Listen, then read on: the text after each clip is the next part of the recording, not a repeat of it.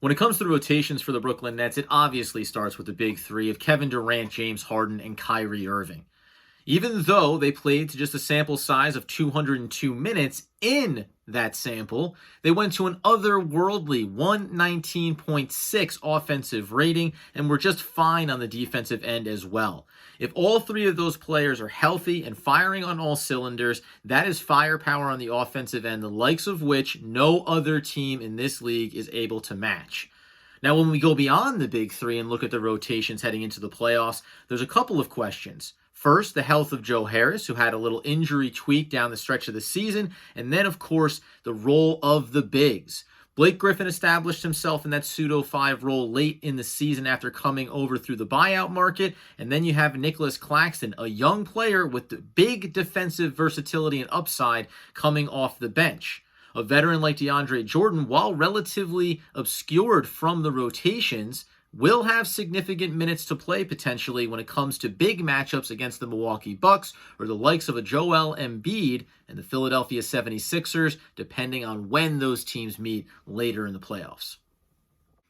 The biggest strength for this roster is the offense, plain and simple. With elite talent like the big three that Brooklyn Nets have, it makes it next to impossible to defend against them. If you want to go ahead and work over some double teams, they'll fire to the perimeter and use that elite three-point shooting to knock down a few. Or, if you want to bring that attention to them, they'll find a big rolling to the rim for an easy bucket. Play iso ball one-on-one, it's really a pick your poison as far as who's going to go ahead and blow your spot up on the defensive end. Now, the problem here is, potentially, when it comes to weaknesses, there's twofold. One, opposition getting to the glass. The Nets were 5th worst in the league when it comes to allowing offensive rebounds to the opposition, and second to last when it comes to second chance opportunities. And in spite of the fact of being able to outscore their opponents over the course of the regular season, they will need to do better in the playoffs on the defensive end to come up with a handful of key stops to get back over to their strength, the offensive firepower. Now, when we talk about best win and worst loss of the season, there's some options to choose from. Worst loss, February 9th against the Detroit Pistons, stands out in every Brooklyn Nets fan's mind. We had a problem playing down to the competition over the course of the regular season, and that was the exclamation point that drove it home to this roster. Jeff Green got into the chest of a lot of guys in the locker room from a role and rotation player standpoint, reminding them, this is a championship caliber team. We need to play like that every single night. But I might look to the loss to the Philadelphia 76ers in the third of their matchups this season. In losing that game, they lost the season series, and by the time it all washed out, the Nets were just one game back of Philadelphia. Beat them there, one seed is secured, and ultimately you would avoid potentially having to face the Milwaukee Bucks in a second round playoff series. Now, the biggest wins could be selected out of the Phoenix Suns, LA Lakers, or Clippers, who the Nets all beat in road games following that February 9th loss to Detroit. Or you could even look down the stretch against a quality Western Conference team like the Denver Nuggets, securing the number 2 seed for themselves in a win late in the year.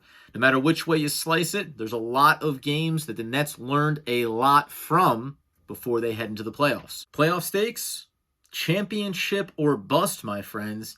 As long as the Brooklyn Nets are 100% healthy, that has to be the expectations here. And if healthy, and they were to come up short, it would have to be a failure on a strategic level, execution from a coaching standpoint, or maybe someone just having an otherworldly performance, the likes of which we haven't seen in recent memory in the NBA. But this is a championship caliber team assembled to win a championship. And that has to be the expectations that they've set for themselves this entire year and that they reaffirm for themselves as they enter into the playoffs. From a national narrative standpoint, there's always been this stigma that all three of these big superstars are tough to play with.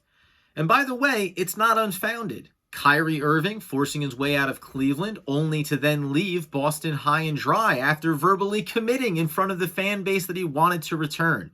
Kevin Durant left OKC to go chase chips in Golden State. Even James Harden ran off multiple superstars from Houston before ultimately finding his way out of there, forcing a trade effectively to join KD and Kyrie in Brooklyn as well. So while there is substance to that criticism, all we can base it on is what we've seen so far this year. The transformation in the style of play of James Harden when surrounded by Kevin Durant and Kyrie Irving. The willingness of Kyrie to be off ball in support of who he views as the better point guard when he himself has been a point guard his entire career.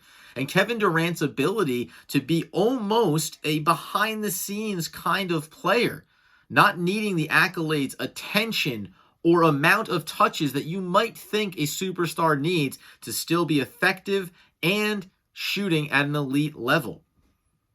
If they don't have those type of hiccups over the course of the playoffs that people have suggested would always haunt this team, we'll be sitting here weeks from now shining our rings.